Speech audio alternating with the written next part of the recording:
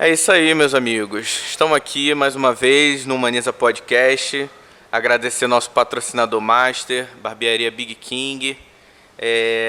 Estamos fazendo esse mês em homenagem ao combate à intolerância religiosa. E a gente trouxe aqui um convidado super especial. O nome dele é Imam Itzhan Ahmad Moman. É missionário e vice-presidente da comunidade muçulmana Ahmadiyya do Brasil. Se formou em teologia e linguagem na Inglaterra. Serviu em Gana como missionário e está aqui no Brasil faz 2 anos. Itzhan, seja bem-vindo. Obrigado, muito obrigado, irmão. Você já falou tudo sobre mim. Não, com certeza tem mais coisa para a gente saber. Então, eu sou Itzhan Ahmad, né, como você falou, nome bem difícil, complicado. Eu sou natural do Paquistão. Eu saí do Paquistão quando tinha uns 15 anos. Aí você deve ter percebido o meu sotaque também, né? Eu morei um tempinho em Portugal. Uhum. Então, peguei o sotaque de lá. Aí, depois eu estudei na Alemanha e depois formei na Inglaterra de Teologia e Linguagem. E hoje em dia estou servindo como missionário da comunidade muçulmana, né? E lutar pela liberdade de expressão e liberdade religiosa, né, e combater a intolerância religiosa, né, que é uma parte muito importante na sociedade que infelizmente acabamos de esquecer, e isso afeta a vida das muitas das pessoas. Uhum. Entendeu? Então é isso. E como é que foi sua infância assim lá no Paquistão?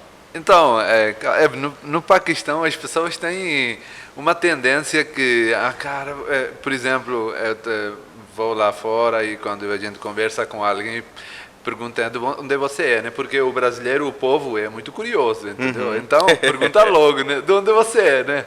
Aí, quando fala do Paquistão, eles dizem assim, caraca, tá mais tranquilo agora? Uhum. Eu falo assim, cara, sempre fui tranquilo. Uhum. Onde não é tranquilo é aqui no Rio. Por exemplo, eu morei 15 anos no Paquistão e eu nunca ouvi tanto tiroteio que aqui eu ouvi na Tijuca, por exemplo. É mesmo? Entendeu? Você tá 2 anos na Tijuca, a gente tava falando 2 sobre anos. isso. E eu posso resumir em 2 meses, 3 meses, por exemplo, Caramba. aqui, todo dia, né? Quase. Uhum. Você já tem algum incidente, né? Infelizmente. Então, lá, a imagem que é criada é através de mídia, né? Que é um deserto, é um lugar de guerras, mas é bem tranquilo, é bem pacífico. A infância foi muito boa, né? E, na verdade, desde o início eu já tinha inclinado para ser um missionário, porque eu tinha 12 anos quando eu memorizei o livro sagrado Alcorão, o livro inteiro, capa a capa, entendeu? Caramba. Então, porque nós temos esse costume também entre os muçulmanos, que a pessoa que é apaixonado, que é bem próximo e quer memorizar o livro, nós temos esses cursos, entendeu? Então, temos essa prática desde o livro foi revelado. Na verdade, é uma das formas de preservação do livro. Sim. Porque é o único livro que é encontrado na forma original desde que foi revelado. E mesmo que tiver vários segmentos entre os muçulmanos, mas o livro é único e não muda de nada de um segmento para o outro. Por isso, eu trouxe, na verdade, até um livro também para presentear aqui para vocês, para o estúdio. Você, quando ver um livro sagrado ao Alcorão, sempre vai achar a parte árabe junto com a tradução. Ah, que interessante. Entendeu? Quando tiver só português, nós não chamamos sagrado Alcorão. É a explicação dos versículos do sagrado Alcorão, entendeu? Sim. Porque afinal quem traduzia é o ser humano, né? Sim. Por isso manteve até hoje intacto, porque sempre teve essa parte árabe original. E nós memorizamos essa parte. Então, e outra parte interessante é que eu não, na época eu não falava árabe, mas eu memorizei em árabe. Entendeu? Caramba. Às vezes as pessoas pensam que lá também todo mundo fala árabe, né? Mas lá é assim como... depois quando perguntam que você é de Paquistão, eu perto da árabe, é a mesma coisa, né? Eu digo assim, você é da Venezuela ou você é do Peru? Não, eu sou do Brasil. Não, para mim é a mesma coisa lá na América ali. Latina. Sim. Mas é a mesma coisa lá também, né? As pessoas lá também são várias culturas, várias e ricas, né? Culturas. E então eu memorizei o Sagrado Alcorão com 12 anos E logo depois, quando eu entrei na faculdade de teologia, aí comecei a aprender árabe, né? Mas a infância foi muito boa, tranquila, né? Ah, legal. Bom saber. Mas quando que você despertou para a questão de eu quero virar um missionário? Foi esses 12 anos ou foi quando você começou a estudar a teologia? Então, essa parte também é muito importante. Por exemplo, nós somos membros da comunidade muçulmana Ahmadiyya e na nossa comunidade tem um esquema que chama Vakfenó. Vakfenó quer dizer dedicação dos filhos. E o que quer dizer isso? Isso foi fundado pelo líder da comunidade muçulmana Ahmadiyya e em que ele apelou para os pais de dedicarem a vida dos filhos para servir a religião antes deles nascerem. Entendeu? Então, como é que acontece? Quando a mãe é grávida, eles fazem esse pedido para o líder religioso, mandem a carta, e se a criança é aceita, a maioria das vezes é aceita, aí ele já tem esse título de Vakfenó, antes de nascer, que ele é dedicado para a religião. E no meu caso, quando eu quando minha mãe engravidou, meu pai e minha mãe decidiram de dedicar, como era primeiro filho, eles dedicaram, escreveram carta e eu fui aceitado. Então, já desde o nascimento, já tinha essa intenção e essa mentalidade, Caramba. essa criação, essa educação que eu tenho que servir a religião e Deus. Só que uma pergunta que surge muito óbvia, que às vezes há uma decisão dos pais, né? Afinal, às vezes a criança já não quer, quando é adulto, ele quer tornar outra coisa, né? E justamente por isso, quando a criança torna 15 anos, ele tem que renovar essa promessa. Por conta própria. Agora, dessa vez, é ele que vai fazer essa promessa. Entendi. Ele quer continuar com a promessa dos pais ou ele quer desistir e quer fazer outra coisa. E é super tranquilo, não tem nenhuma maldade. É super tranquilo, é isso que eu ia perguntar. Não tem maldade, não é visto mal na sociedade, nada disso. Então, eu era assim, com 15 anos eu aceitei essa promessa, continuei com a promessa e a honra que meus pais tinham feito. E depois, com 18 anos, eu fiz essa faculdade, né? Porque, na verdade, entre os muçulmanos, nós temos no próprio livro sagrado que deve haver sempre as pessoas que dediquem a vida para servir a religião, né? Ao longo do tempo, para que as pessoas possam ser guiados pelos esses líderes. Infelizmente, nós hoje em dia vemos muitos exemplos muito ruins dos próprios líderes religiosos, né? Ao mesmo tempo que esses líderes têm uma responsabilidade grande, mas também vemos que esses mesmos líderes, pessoas religiosas, eles deixam uma mancha na religião, usando o nome da religião para satisfazer outras necessidades, né? Então, é muito importante entender que se é um líder religioso, ele é um líder religioso, mas desde que ele está seguindo corretamente. Se ele chama que ele é líder religioso e está seguindo outros caminhos e está usando o nome da religião, aqui mesmo nós podemos ver nessa sociedade, por nome da religião, pessoas usam o poder para manchar a religião e a manchar interesses pessoais também. Exatamente. Então, para nós temos uma grande honra, nós temos um grande respeito à pessoa que é líder religioso, nem que guia, porque realmente para os muçulmanos, para os seguidores do profeta do Islã, profeta Muhammad, que fundou a comunidade muçulmana, nós temos uma parte muito ativa entre a religião, porque a religião Islã não é só uma religião que fala só de espiritualidade. A religião Islã é a primeira religião, justamente o que a gente está falando, que estabeleceu direitos das mulheres, que estabeleceu direitos dos servos, que estabeleceu direitos dos escravos, que acabou com a escravidão. Porque nós vemos que ao longo do tempo, ao longo da história, tinha escravidão e houveram várias formas de acabar com essa escravidão.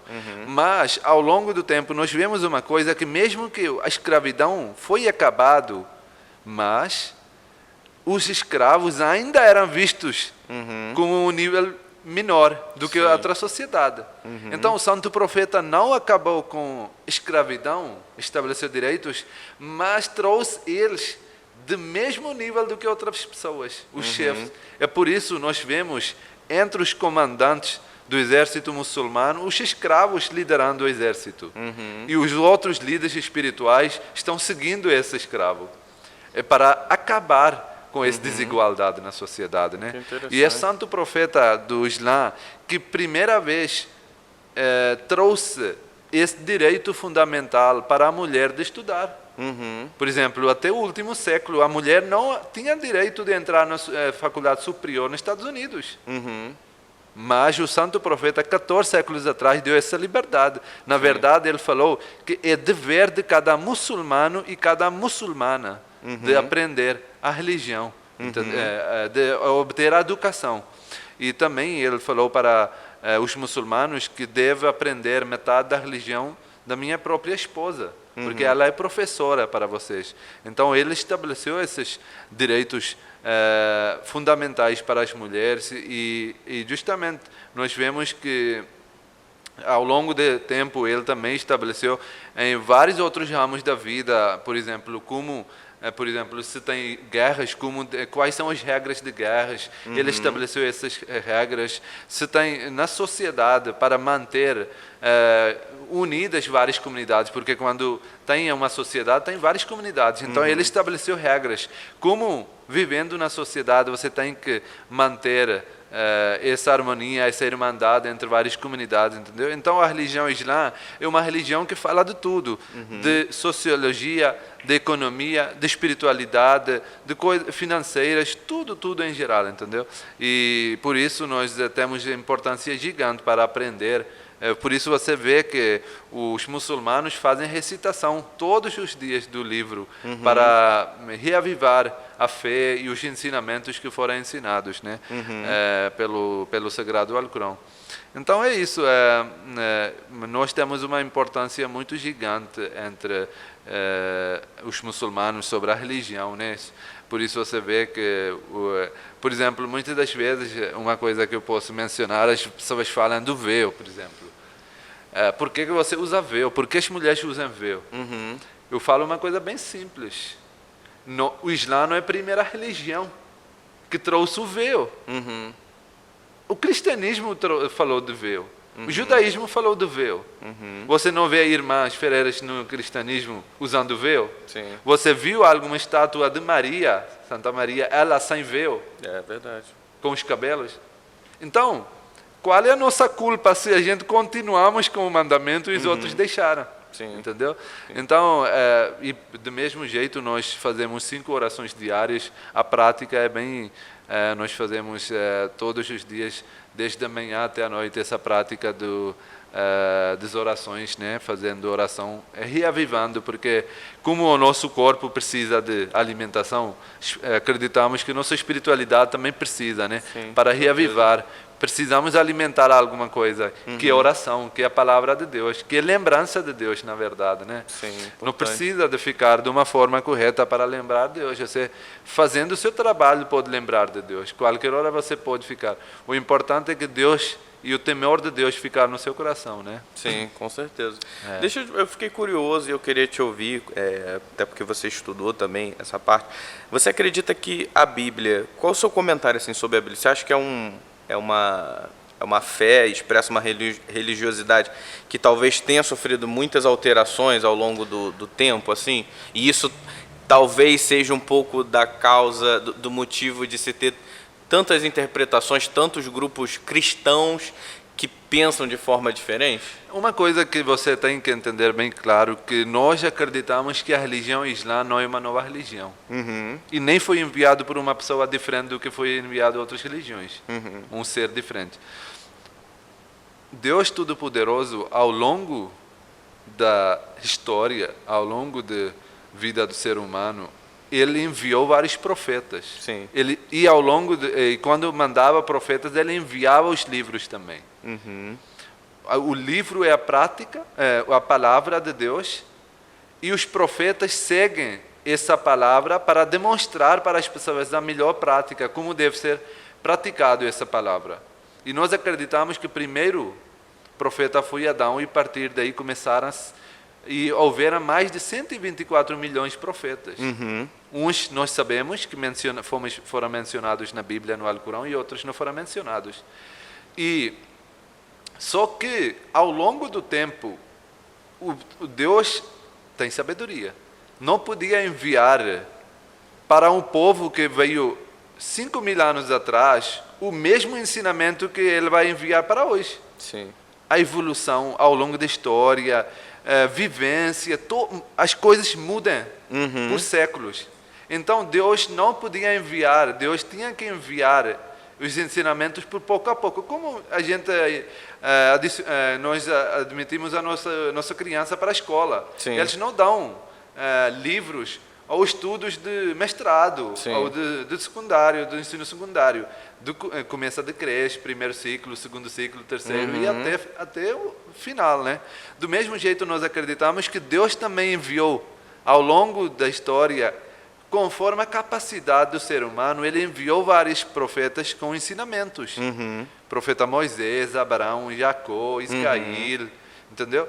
E quando o ser humano chegou até um nível em que o próprio mundo estava tornando aldeia global, em que as pessoas já estavam sendo muito... a cabeça estava formada e tinha várias evoluções e tudo mais. Aí, nesse momento, precisava de um livro que mantivesse para sempre, que mantivesse um livro perfeito.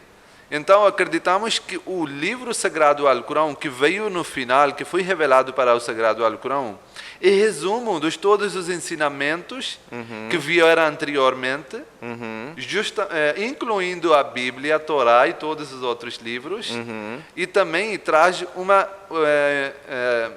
ensinamentos e mandamentos perfeitos para até o final da vida.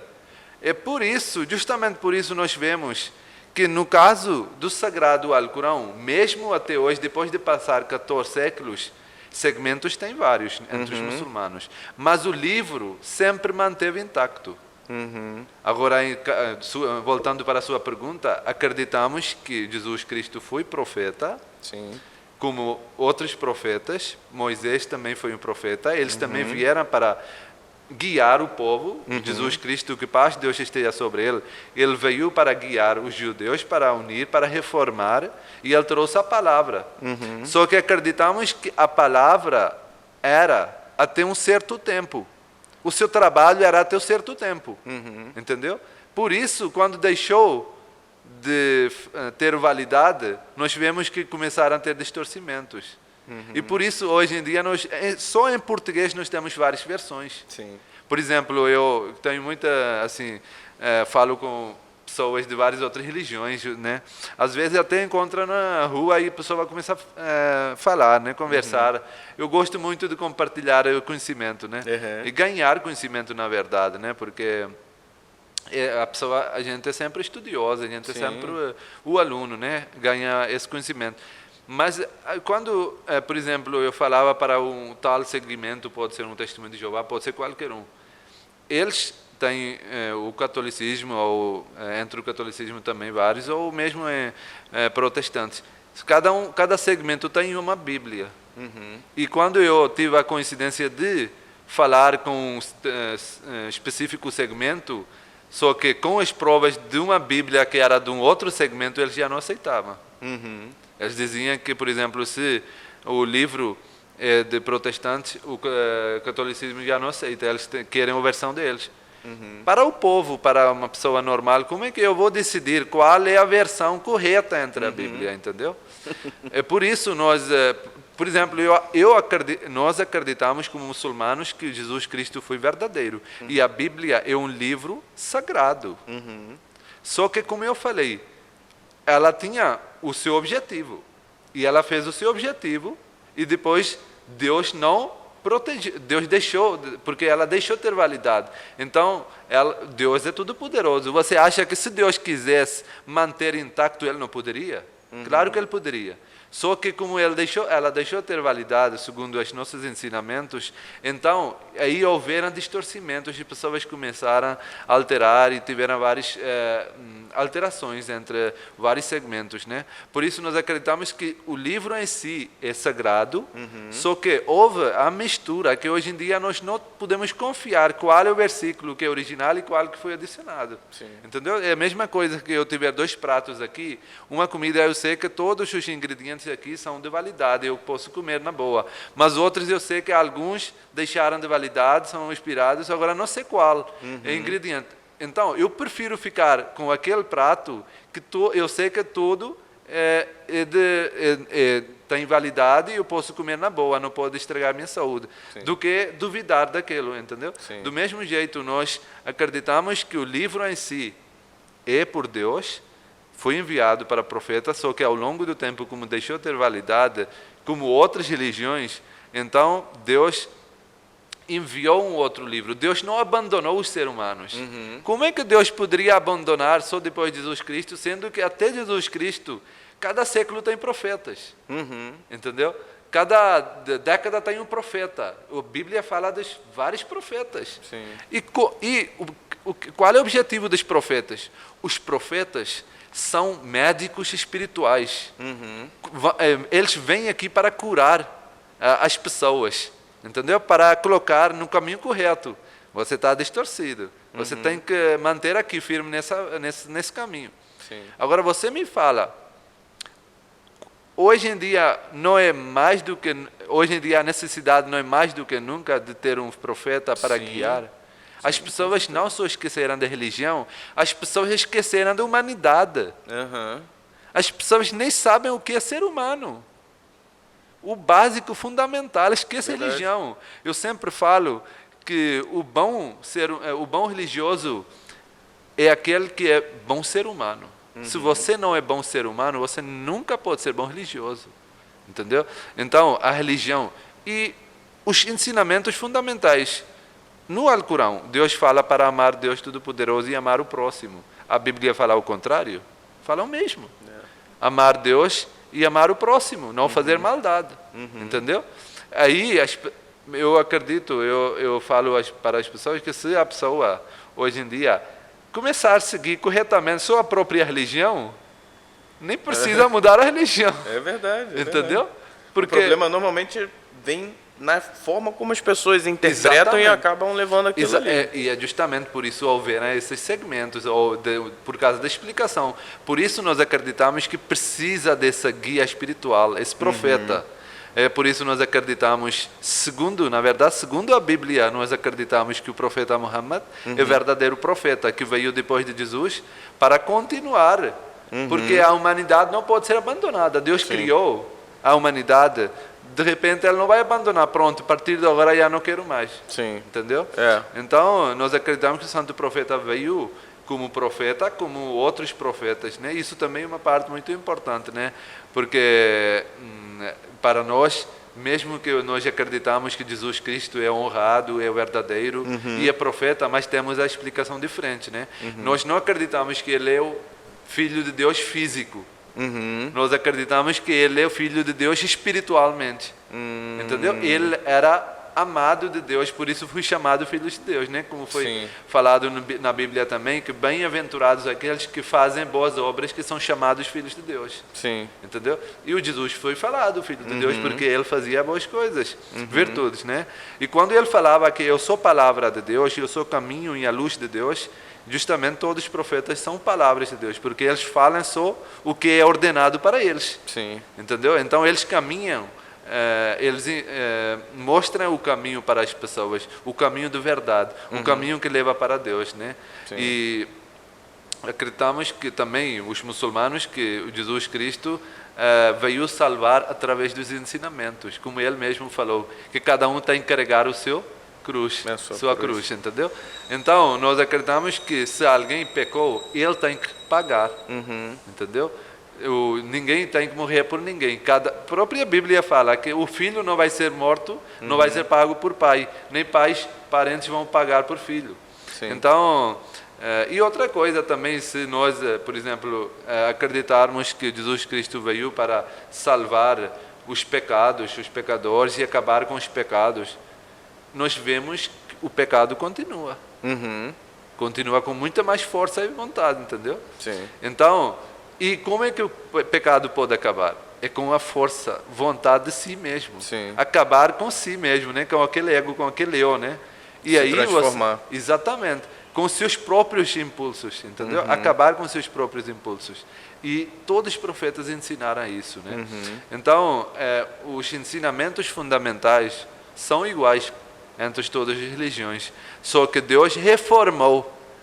E para finalizar a sua pergunta, o Islã é uma versão recente do cristianismo, da Bíblia, entendeu? E que veio para apurar os ensinamentos, para aperfeiçoar conforme a capacidade e a necessidade do povo, e também para manter intacto, porque nós vemos que esse livro, nós não temos dúvida, porque até cientificamente esse livro agora é provado que é o mesmo livro que foi escrito no tempo do profeta, entendeu? Pô, muito interessante, cara. Que aula. Não, Já aprendi não mais. pergunta muito, senão eu fico falando e nunca mais chupar. Não, mas é assim que a gente gosta. Eu tô imaginando aqui, e você falou que teve em Gana. Como é que foi essa experiência? Foi depois da faculdade ou... Então. Não, antes da gente falar de Gana, foi depois da faculdade? Sim. Como é que foi a faculdade, assim, também? Foi sua primeira experiência indo para fora do seu país? Na verdade, quando eu tinha 15 anos, eu disse que eu fui para Portugal. Então, a minha primeira experiência era para... Foi lá. Foi lá, Portugal. Depois, para começar o curso, é curso de 7 anos de teologia, entendeu? E nesse curso, nós não só aprendemos sobre Islã, nosso foco é Islã, mas aprendemos sobre cristianismo, judaísmo, budaísmo, baísmo, muitas outras religiões, entendeu? E para comparar, né? Um estudo comparativo, né? Porque não adianta você só ficar na sua bola, pensando que aquilo é melhor. Tem que conhecer. Sim. E vivendo nessa sociedade, eu acho que é uma coisa importantíssima. Eu também acho muito uma coisa que a gente hoje em dia é muito ignorada, que eu acredito que nas escolas também deve ser ensinado esses estudos fundamentais, né? Porque é dali que a gente ganha o conhecimento ou a ignorância, né? Então, além de teologia, nós estudamos também vários outros idiomas, né, línguas. Por quê? Só para entender melhor a palavra na forma original. Por exemplo, essas universidades existem em vários lugares. Na verdade, tem em Gana, tem no Paquistão, tem na Inglaterra, tem na Alemanha, tem nos Estados Unidos, Canadá, Malásia, Indonésia, entendeu? Mas outros estudos são ensinados na própria língua onde as pessoas são, do local, mas além disso são ensinados árabe, persa, urdu, né? Que são línguas fundamentais para entender a leitura na forma original, né? Como, por exemplo, um judeu, um cristão quiser aprender a teologia e tudo mais, ele gosta também de aprender hebraico e tudo mais, para entender melhor, né? Do mesmo jeito, por exemplo, agora quando eu leio o Sagrado Alcorão, eu não leio na minha língua, urdu, que é falado no Paquistão, ou no inglês, ou no português. Eu leio em árabe. Eu tenho bem melhor entendimento em árabe do que na minha própria língua, né? Que interessante isso. Porque é óbvio também que você não pode trazer tudo na tradução, né? Porque o texto original é texto original, não tem como traduzir de forma 100%.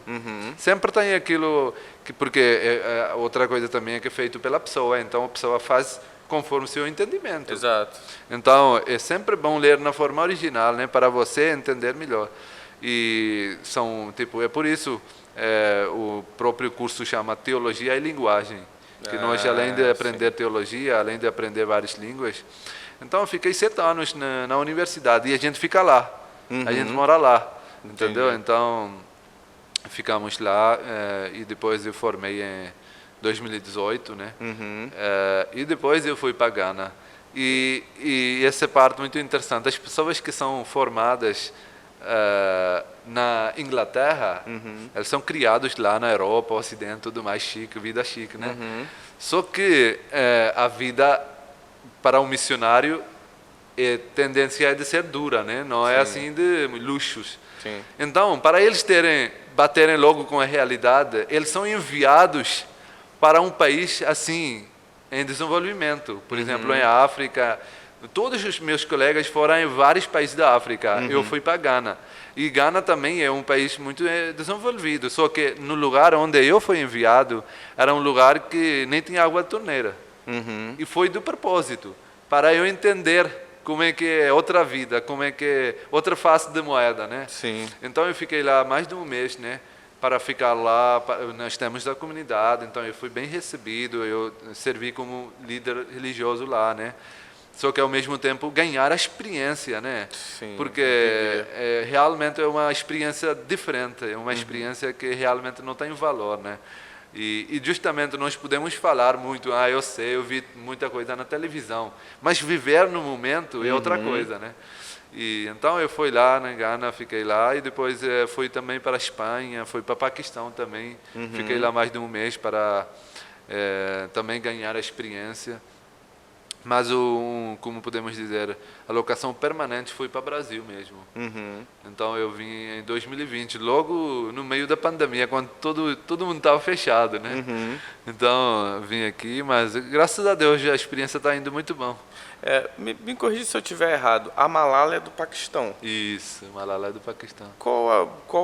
Você tem alguma opinião assim sobre a figura dela? Porque ela vem sendo reconhecida internacionalmente como uma ativista de direitos humanos, assim. Qual é a visão que você tem dela e também dessa situação do Paquistão? Não, eu conheço bem o caso Malala e tudo mais, mas realmente ela representa a realidade das muitas mulheres que estão vivendo lá, passando, entendeu, a vida. Só que às vezes são bem misturados, que as pessoas que tiram essa liberdade, as pessoas que estão impondo, são a população ou são as pessoas normais. Esses são grupos terroristas, grupos políticos que impedem e que existem em todo lugar, né? E o próprio pai dela foi ele que forçou, incentivou e levava todos os dias. Então, realmente ela representa uma figura representando as mulheres que são privadas dos seus estudos e tudo mais. E é uma infeliz realidade da sociedade do Paquistão e dos muitos países, né?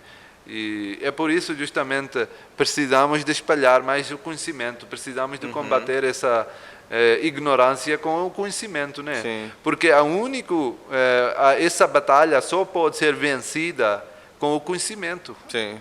Não tem outra forma, entendeu? O estudo, a caneta é a arma forte, fundamental para combater essa ignorância. E essa arma de caneta tem muito poder. Sim. E ela usou essa caneta, né? Sim. Ela escrevia diário e mandava para um jornal e tudo mais. E então eu acho que é importante que as pessoas saberem essa importância da educação. E muitas das vezes a gente vê que nesses países, porque uma parte infeliz é que as pessoas, quando estão sofrendo com pobreza, o que eles vão fazer na escola se eles estão morrendo com fome? Os pais mandam eles para fazer trabalho, eles já estão fazendo trabalho com 10 anos, 12 anos, né? E então, para isso também eu acho que eu dou culpa para o Ocidente, para os países que estão desenvolvidos, que eles, quando tem uma guerra, por exemplo, agora começou a guerra na Ucrânia, grandes fundos estão indo transferidos para lá. Mas alguma vez você ouviu que vamos transferir um fundo de 2 milhões de dólares e não sei o quê para o estudo na Ucrânia? Para a guerra, todo mundo tem patrocínio. Todo mundo quer ser protagonista também de alguma forma, exatamente, né? Em termos de apoio daquilo. Exatamente. Né? Agora, para os estudos, para criar, eu digo que esses políticos ou esses governos em que tem muita corrupção, que estão em desenvolvimento, os políticos, de propósito, os governos, de propósito, não querem investir na educação. Porque querem que o povo fique como está. Sim. Porque quando eles vão investir na educação, o povo já vai saber a realidade. Exatamente. Entendeu? Então, existe esse desequilíbrio no mundo, né? E nós vimos esse desequilíbrio na pandemia, como as pessoas se dividiram. Os ricos se tornaram muito mais ricos. E os Como é que é pobres ficaram mais possível? pobres. A fortuna de um bilionário duplicou e não sei quantas vezes triplicou. E mais outros lados, as pessoas estão morrendo cada dia por fome. Exatamente. Entendeu? Então, essa diferença, se realmente o mundo, os líderes que dizem que somos os poderosos e tudo mais, eles quiserem trazer a paz e equilíbrio, simplesmente, em vez de investir nas guerras, nas armas, o mesmo valor eles podem investir para a educação. E eles podem acabar com todas as guerras e essa ignorância. Eu fico sempre pensando nisso, assim, sabe aquelas coisas bem utópicas, assim, você fica, pô, se pegasse os bilionários do mundo e cada um criasse um fundo, cara, ia acabar com a fome, ia acabar, a gente conseguia diminuir pelo menos, não que acabar, né, porque a gente sabe que é difícil, mas a gente ia conseguir diminuir tanta coisa, tanto problema que se tem. Exatamente. Até hoje em alguns países, cidades da África e também em outros lugares, enfim. Exatamente. Mas é o interesse do ser humano, né? Que a gente tem sempre que procurar entender, né? Por que os Estados Unidos apoia tão facilmente e tão rapidamente um incentivo de guerra como apoiou, né? Por exemplo, eu posso também explicar para você um pouquinho sobre a história ao longo do tempo, como é que eles invadiram vários países do Oriente Médio, como é que eles acabaram com o Oriente Médio, Líbia, Iraque, outros países, agora Síria, Palestina, todos esses países. Veja só, eles vão sempre com o nome de trazer paz, e quando saem o povo ainda está mais bagunçado do que antes. Por exemplo, ficaram lá 20 anos no Afeganistão e quando saíram, ainda entregaram o país para os talibãs, para os grupos terroristas. Só que o problema é que os Estados Unidos é o superpower, né? Ele é o mais poderoso. E como é que ele vai manter esse poder? Com dinheiro, né? E qual é a maior fonte de eles ganharem dinheiro? É armas. Arma. E armas, eles têm que vender armas. Se não há venda de armas, não tem poder. Exato. E como é que eles vão vender armas se não tem conflito? Exato. Eles têm que criar conflito para vender armas para manter o poder. Sim. Entendeu? Então, eles não vão investir na educação.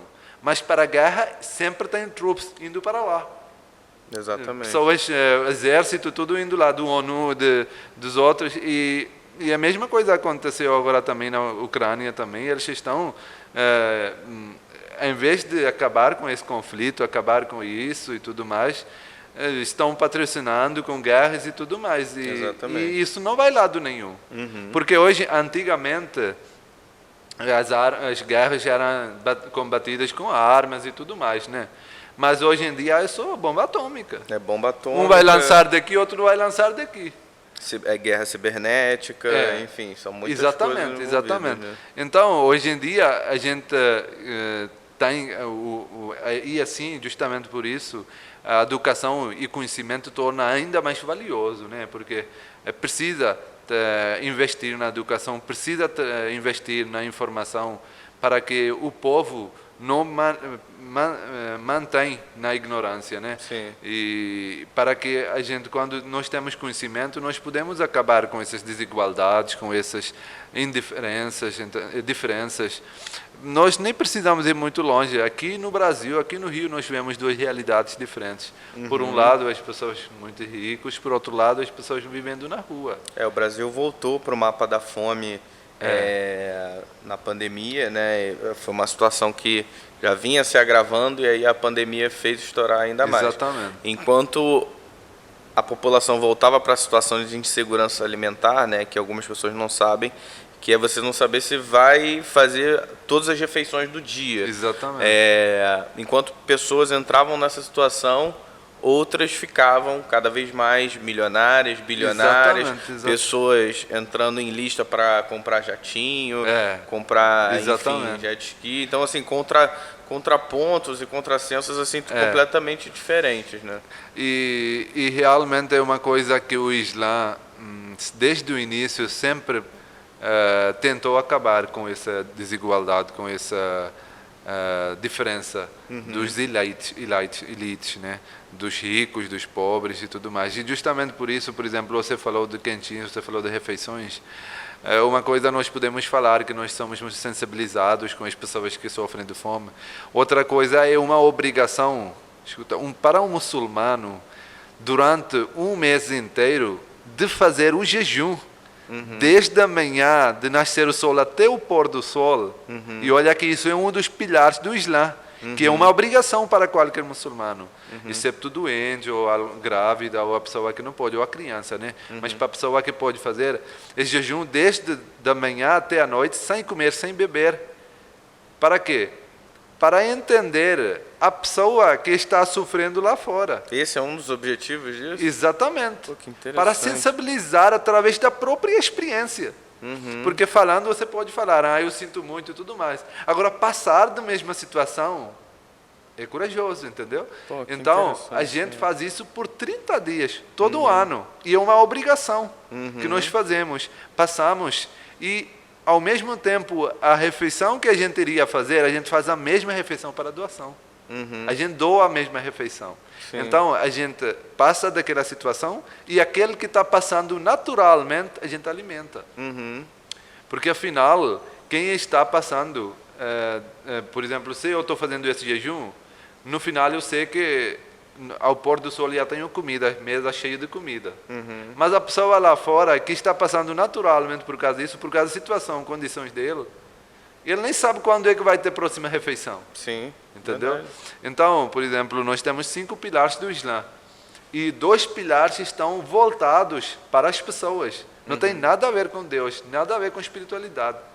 É sacrifício financeiro para as pessoas e jejuar.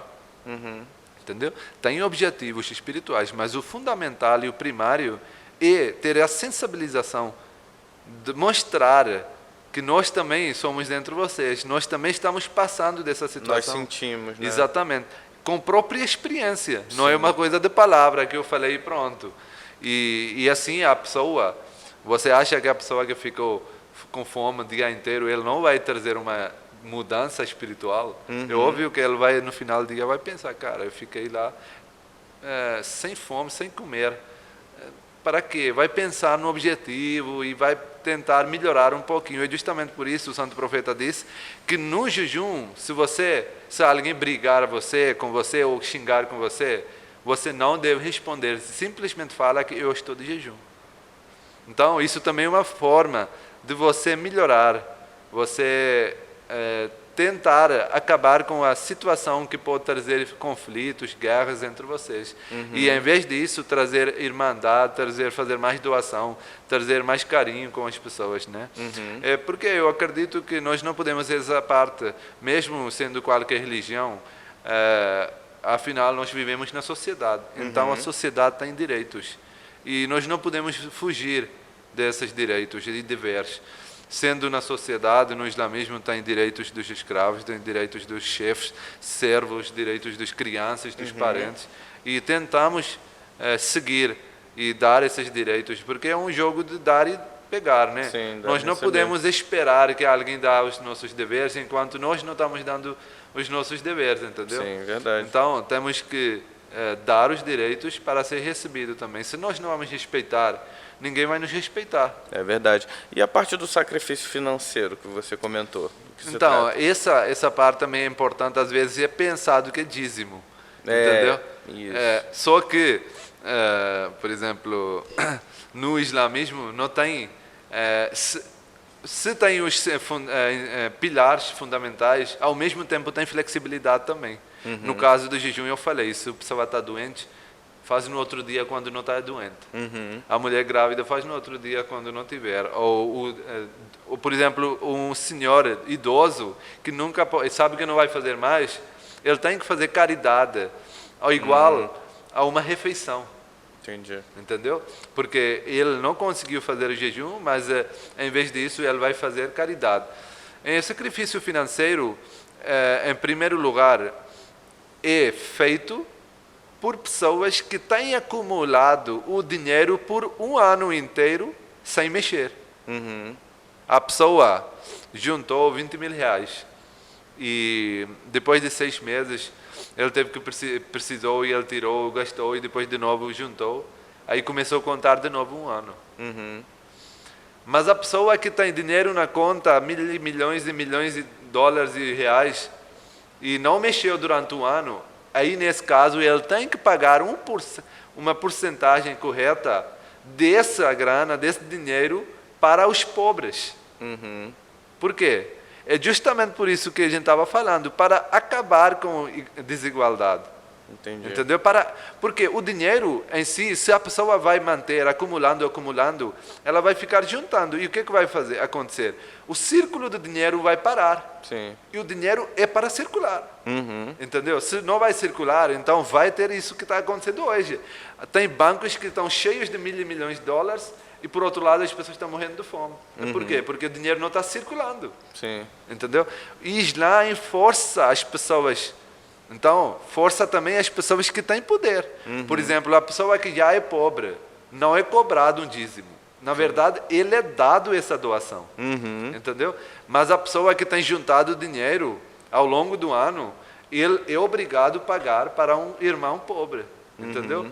Porque, infelizmente, nós vemos que aqui também, eu tinha uma senhora que eu faço sempre ajuda, uma senhora de idade, e um dia ela me ligou e ela disse que eu preciso de ajuda. Eu disse, o que aconteceu? Ela disse que eu recebia pensão, só que o padre me pediu o pastor, um líder religioso, para pagar o dízimo. Só que eu paguei, agora, depois de pagar aluguel, não restou nada para mim. Então, às vezes, as pessoas são pagas, eles são falados para pagar essa parte dízima, sem sabendo a condição financeira deles. Sim. E não sabem, às vezes, as pessoas que se eles pagarem esse sacrifício, eles já vão sofrer durante o mês inteiro. Não sabem como é que ele vai passar o mês inteiro. Então, o Islã é uma religião de lógica. A pessoa que já está pobre não é cobrado. Sim, a pessoa que é rico e tem a capacidade de fazer, ele tem que fazer. E para quem? Para os pobres. E não para a mesquita ou para outras assim que já são já têm dinheiro. Vai ser feito, ele pode fazer diretamente também para as pessoas pobres. Entendeu? Pô, muito interessante, legal. Você estava falando agora e me veio na cabeça uma memória que quando eu era bem jovem, né, passei pela Igreja Católica e é uma coisa que eu acho que quase todo mundo acaba passando. A gente vem tendo muita identificação disso aqui com algumas outras pessoas. E eu me recordo, na missa tem um momento da entrega do dízimo, e teve uma senhora bem idosa, né, que ela enfiou a mão na sacola e retirou um dinheiro. E eu lembro que aquilo me chocou e me chamou muita atenção. E aí, depois de um tempo, sem ninguém me explicar, eu entendi o que aconteceu ali, né? E eu vi sentido naquilo. E aí você comentou e, bom, fez muito sentido para mim. E eu acho que é isso, né? Exatamente. Eu acho que precisa humanizar mais, né? Precisamos mais descer para a gente entender a realidade das pessoas, né? Exato. Nós não podemos ficar no nosso círculo e seguindo as paradigmas que já são criadas. Precisamos, às vezes, quebrar esses paradigmas para a gente entender a realidade, a necessidade das pessoas. É justamente por isso, às vezes, todo mundo vai pagar o dízimo, mas há sempre as pessoas que precisam. Para quem que está juntando, isso não vai ser pago para quem necessita, né? E eu acho que acaba sendo até uma energia muito bonita, né? Enquanto uns colocam, outros retiram, enfim. Eu acho que realmente reforça o objetivo. E como tem sido, você veio para cá em 2020, né? Que você falou, no início da pandemia, praticamente. Como é que tem sido a tua experiência aqui no Brasil? Então, Brasil é um país muito lindo. O Brasil é um país, o povo é acolhedor, né? As pessoas têm, eles são muito assim carentes com as pessoas e tudo mais. Recebem boa e eu não senti na verdade a falta, né? E eu fui bem acolhido e eu continuei com o meu trabalho porque, como eu falei, eu sou missionário da comunidade muçulmana Ahmadiyya. Então a nossa comunidade foi fundada há 130 anos atrás, entendeu? Por exemplo, falando um pouquinho sobre a história da comunidade, o santo profeta, fundador do Islã, quando ele fundou a religião islã, ele deixou o livro, a prática, só que ele fez a profecia. Ele disse que eu estou deixando o livro, que é perfeito, não vai ser mudado, vai manter intacto, só que ao longo do tempo as pessoas vão distorcer. Cada um vai seguir de forma que ele quiser, entendeu? E vão haver vários segmentos entre os muçulmanos. Aí ele disse que como entre os israelitas, filhos de Israel, veio Jesus Cristo para salvar os judeus, unir e acabar com diferenças, ele disse que do mesmo jeito vai vir um Messias entre os muçulmanos, que vai salvar os muçulmanos e a humanidade com os conflitos e com as guerras, entendeu? E vai de novo julgar e vai de novo dizer qual é o caminho correto e quais são as coisas que foram adicionadas ao longo do tempo. Então a comunidade foi fundada pelo Mirza Ghulam Ahmad, que proclamou ser Messias prometido. Eu, na verdade, trouxe aqui um livro também escrito por ele, né? Jesus na Índia, em que ele falou sobre a jornada de Jesus depois de salvação da cruz. Nós acreditamos que ele foi salvo. Ele não morreu na cruz. Ele foi salvo, só que depois ele teve que migrar para um outro lugar mais seguro, porque ele não podia ficar lá vivo. Se fosse pego pelos judeus, pelas pessoas, eles iriam de novo crucificar. Então, ele foi atrás das ovelhas perdidas, como ele falou mesmo na Bíblia. E naquele tempo, as pessoas, 10 tribos de Israel, tinham migrado para o Oriente Médio e para Caxemira. Então, ele foi atrás dele, até lá. Então, nós acreditamos que o Jesus Cristo, ele faleceu, e quando ele falou que viria a segunda vinda, ele falou de uma outra pessoa com as mesmas características, que vai fazer o mesmo trabalho de unir a humanidade, entendeu? Com humildade, com as mesmas coisas que Jesus fez, entendeu?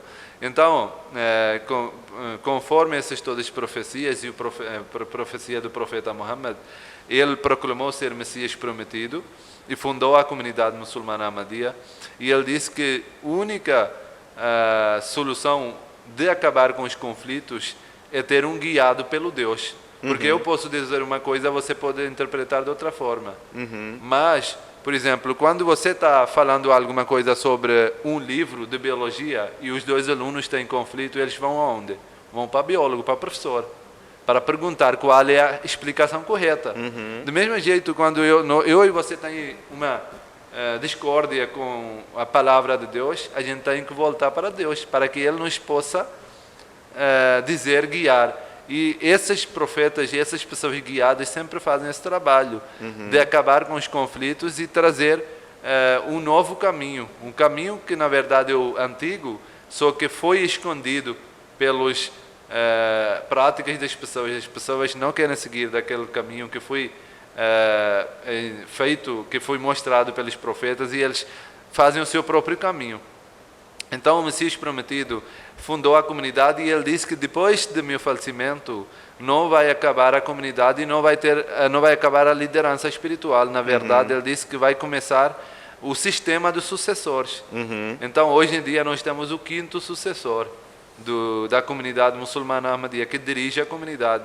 E é justamente a única comunidade entre as comunidades muçulmanas que tem um líder religioso. E sempre que tem alguma coisa que possa ser esclarecida ou precisa ser entendida, a gente dirige sempre para o líder, né? É a mesma coisa, por exemplo, num país, se não tiver o presidente, entendeu? Mesmo entre o grupo das pessoas, entre um bar, se não tiver um gerente, vai tornar uma bagunça. Cada um quer mandar, cada um vai querer mandar. Do mesmo jeito, nós acreditamos que na religião também tem que ter um líder religioso que possa sempre manter unidos os seguidores, né? E o nosso líder mora na Inglaterra, em Londres, e foi ele que me encaminhou para o Brasil, né? E como eu falava português, ele disse que nós precisamos de um missionário no Rio. Então você vai lá e faz o seu trabalho. Então o meu maior trabalho é realmente quebrar esses paradigmas que são criados, né? Acabar com o preconceito. Você sair na rua com essa roupa, as pessoas dão uma olhada, né? por exemplo, entro no Uber, eu entrei uma vez no Uber e o cara assustou. Eu estava com essa roupa, o cara ficou assim, pronto, já era. Aí eu já entendi a situação, eu comecei a falar com ele, acalmar a situação, né? Aí no final ele disse, cara, eu pensei quando você entrou que você iria explodir o meu carro e qualquer hora você vai explodir. Então é uma realidade que nós estamos vivendo. As pessoas têm essa imaginação. Sim. E pensam que a pessoa com roupa diferente, uma aparência diferente, ou uma mulher com véu, é homem e mulher bomba, entendeu? Ou eles são terroristas, ou são fanáticos e tudo mais. A imagem que foi criada, né? Então o trabalho é muito duro, entendeu? E tem muito preconceito, tem muita resistência. E as pessoas, quando a gente tenta explicar, as pessoas ficam assustando e no final de conversa dizem, mas afinal os muçulmanos são assim e assim, né? Diz, cara, eu fiquei explicando para você meia hora, você continua com o mesmo entendimento? As pessoas, mesmo que você com própria experiência, você mesmo está falando da sua cultura, as pessoas querem acreditar o que viram na televisão, no filme. É verdade. Entendeu? Aqui no Brasil, a gente vinha até comentando que as pessoas, assim, elas não estão acostumadas a ter conversas profundas sobre os assuntos, né? Sobre, por exemplo, uma outra religião, uma outra cultura. As pessoas normalmente, dificilmente elas têm interesse em conhecer algo que vá além do que preenche ela, né? Eu acho que isso é uma coisa que faz parte, é muito ruim. E outro ponto também é colocar todo mundo dentro de uma sacola, da mesma bolha. Então, por exemplo, o muçulmano, o islã, generalização. Todo mundo, já generalização. Não se conhece pouquíssimo culturalmente, né, da história e dos valores da religião. E o que se tem notícia, um atentado terrorista aqui, outro ali, então pega todo mundo, coloca na mesma caixinha. Eu vou dar um exemplo para você. Por exemplo, é a mesma coisa, a generalização. As pessoas pensam, se você é do Paquistão, você é terrorista, né? Quando eu soube que eu ia para o Brasil, quando eu fui informado que minha locação, eu vou estar no Brasil como ser missionário, né? Aí tinha vários amigos, e eu não tinha muito conhecimento sobre o Brasil, ainda por cima do Rio de Janeiro. Aí quando eu compartilhei essa notícia com os meus amigos que tinham conhecimento, até alguns eram daqui, eles disseram, você ferrou, você ferrou. Você vai para o Brasil, já era. Porque até mesmo as pessoas aqui do Brasil, de um estado para outro, já tem esse preconceito. Por exemplo, uma pessoa do outro estado tem medo do nordestino, Rio. Tem medo, nem precisa ir para nordestino, do São Paulo, pessoas têm medo. Então as pessoas me falaram isso, me assustaram tanto que eu não queria vir aqui para o Brasil. Elas disseram, tem assaltos no banco, você vai ser assaltado, vai tirar o celular e tudo, não pode andar na rua, tem tiroteio toda hora, tudo mais. Não é que não tem nada, sempre tem uma parte. Só que as pessoas, só vendo aquelas notícias, já começam a generalizar, criar uma imagem, né? Pensando que todo mundo é da mesma bola, né? E realmente a gente precisa mostrar, porque a mídia nunca vai mostrar. A mídia não como é que eu vou dizer? Eles não querem o que é bem da sociedade. Eles querem o que é bem deles.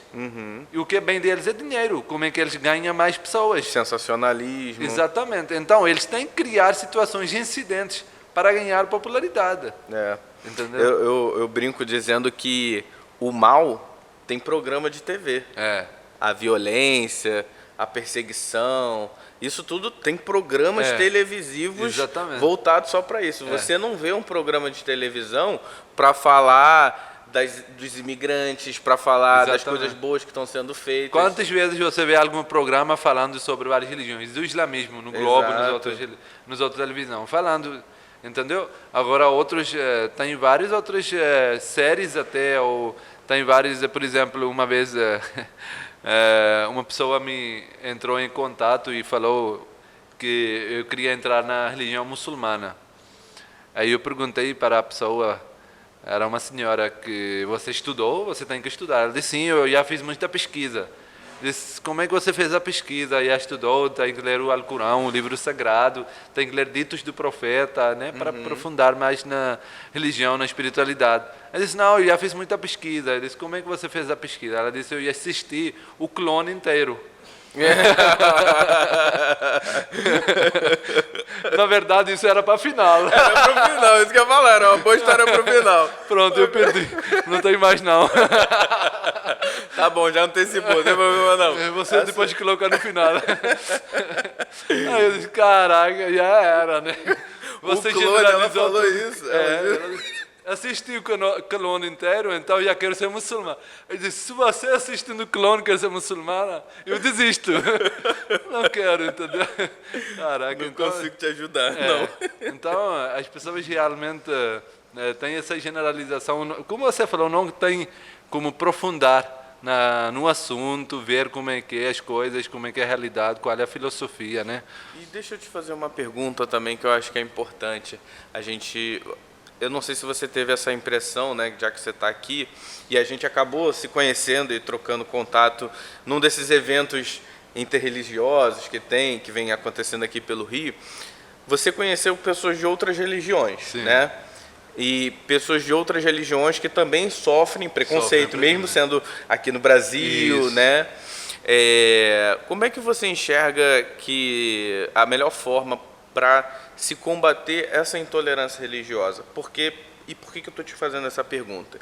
Porque também nós temos a cultura de que punir, prender, vai resolver, né? E aí a gente vem aplicando isso para todos os casos, e um deles é o racismo, é o combate à intolerância. O fundamental você acha que prender, punir, é uma solução, faz parte dela? A educação, a cultura, o que você enxerga? Eu acho que forçando, tentando acabar com a força, punindo ou prendendo, eu acho que não vai resolver. Isso pode ser uma solução temporária, mas para a solução permanente isso não é uma coisa eficaz. E para isso eu sempre digo que, você falou, tem programa de maldade. Por que nós não começamos a fazer programas de bondade?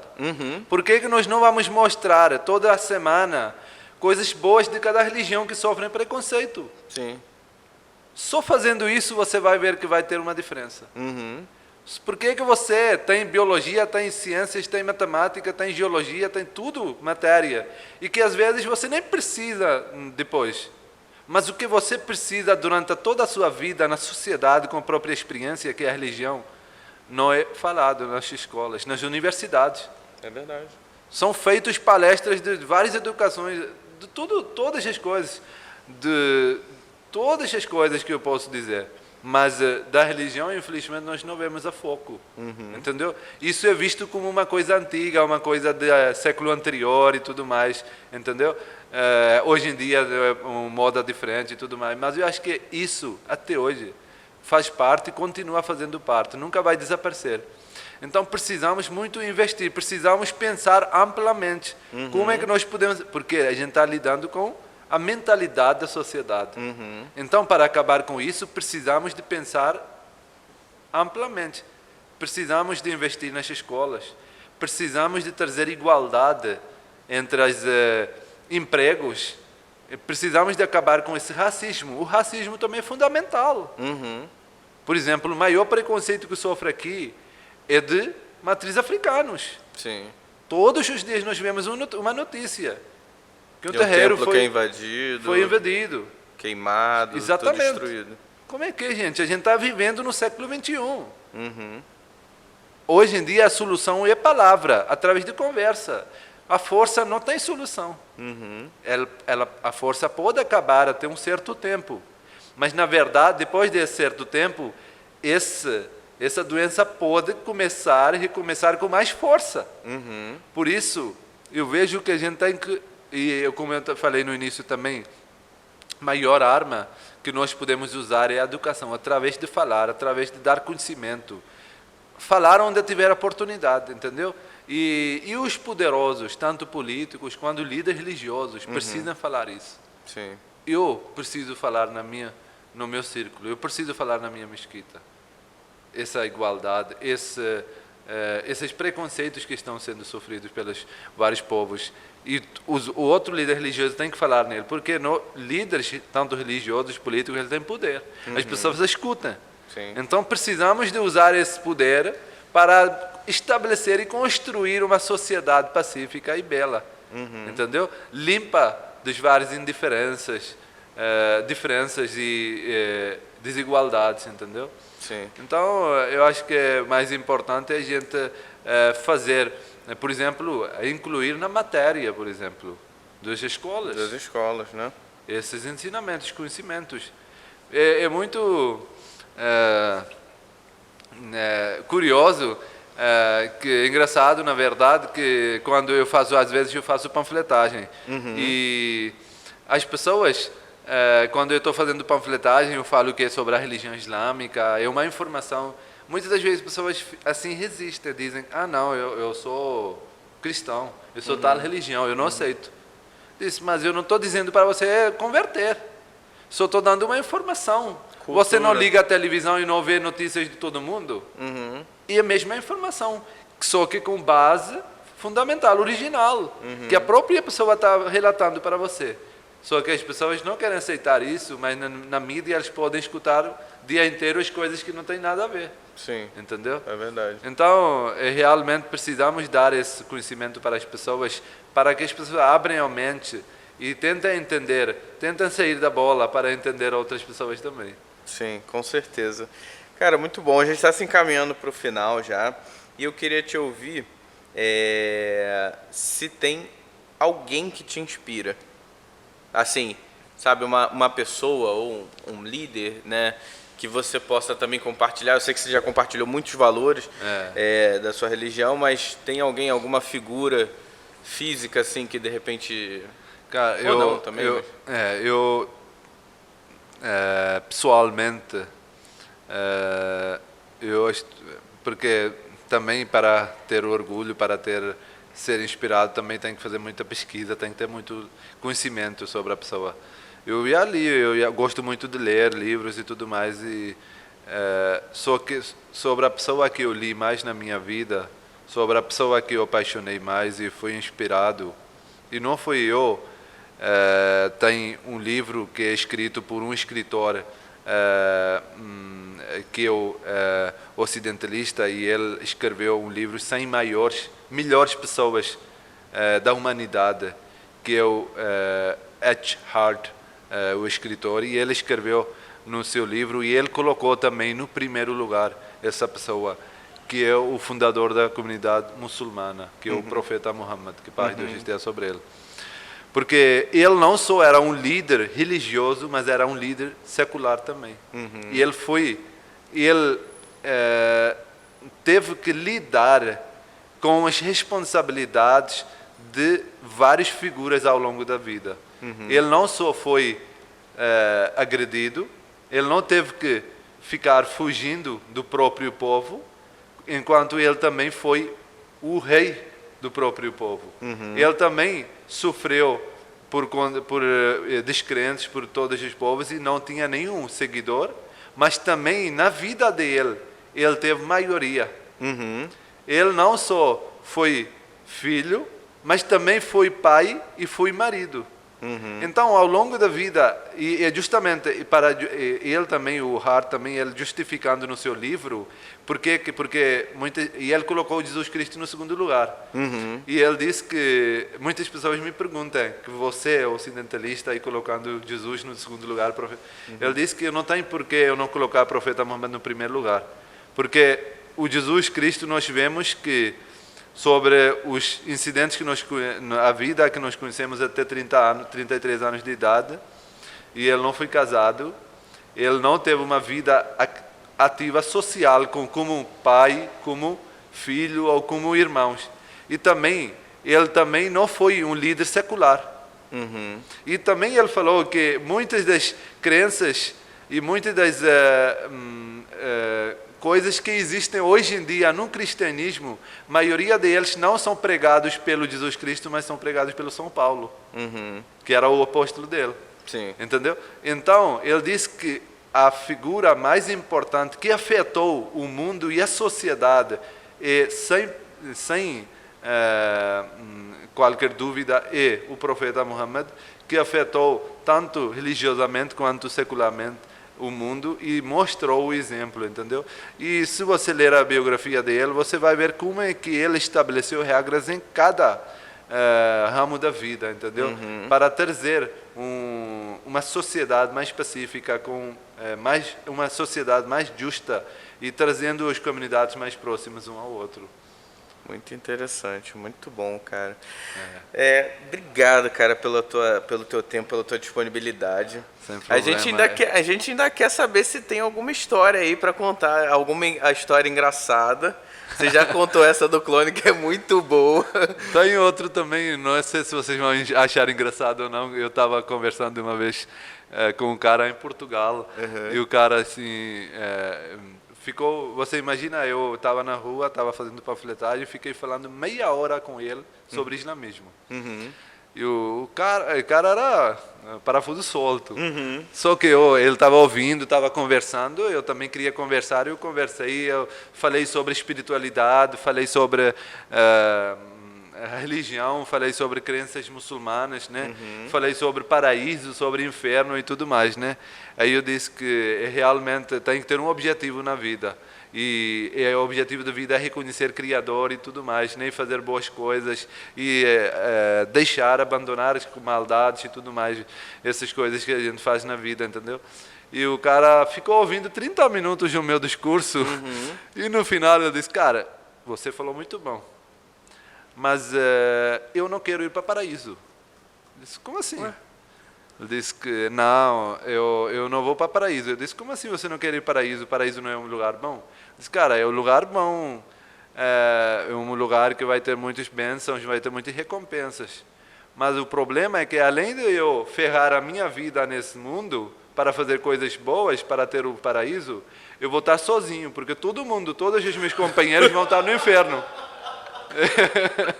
Então eu vou estar sozinho, então eu prefiro ficar com minha companhia lá no inferno do que ficar no paraíso sozinho. Entendeu? Tem sua lógica, né? Se reconhecendo como pecador, tem sua lógica. Caraca, se fosse esse pensamento, nem iria investir 30 minutos. Eu pensei, cara, eu consegui convencer o cara, não sei o quê, o cara vai admitir e tudo mais. E no final ele fala isso, eu disse, tá, mas eu desisto. Não, mas eu tenho certeza que você plantou alguma sementezinha bolha. Pelo menos ele foi obrigado a pensar. Né? Exatamente. No final eu gostaria também de dedicar esse livro também para vocês. Um livro que fala sobre cristianismo, uma jornada dos fatos à ficção, que baseada não só de pontos históricos, fatos históricos, mas também de Bíblia própria, entendeu? Com certeza, então, obrigado. Vai ser uma boa leitura para vocês. Deixo aqui alguns panfletos também para vocês depois darem uma trouxe leitura. muitos presentes pra gente. Eu sou viciado em livro. Eu compro livro, às vezes eu não abro, eu deixo na biblioteca, que é a minha biblioteca pessoal, que eu falo, não, quero ler esses daqui. Aí também, de acordo com o meu estado de espírito, eu vou para um determinado livro. Mas obrigado, a gente vai revezar aqui na leitura, com certeza. Sim, com certeza. E venha mais vezes, sempre que sentir vontade também, pode acionar a gente. Aqui é um espaço, a ideia do nosso podcast é exatamente esse, né? Trazer pessoas como você, dar voz para a diversidade cultural, para que a gente possa humanizar as pessoas, né? Para que as pessoas tenham acesso a esse conhecimento, a culturas diferentes e que possam, após te ouvir, ter uma outra ideia do que é o Islã, né? Enfim, dos valores, eu vi que os valores muitas vezes muito mais se encontram do que se distanciam. Né? E sua presença aqui valeu o ouro pra gente. Muito obrigado. Não, foi um grande prazer, eu que agradeço a vocês. Foi uma enorme satisfação de vir aqui falar. Realmente precisamos de ter essas plataformas em que nós podemos ter essa fala, né? Para que as pessoas possam escutar direito da pessoa que está vivendo, né? Exato. Em vez de ouvir nas notícias, na mídia, né? Porque realmente só a própria pessoa que pode falar duas faces de moeda, né? Exatamente. Ninguém mais. Então, realmente, eu agradeço muito pela essa oportunidade, por me deixarem aqui falar, conversar, né? Agradeço muito. Valeu, obrigado, cara. Valeu muito.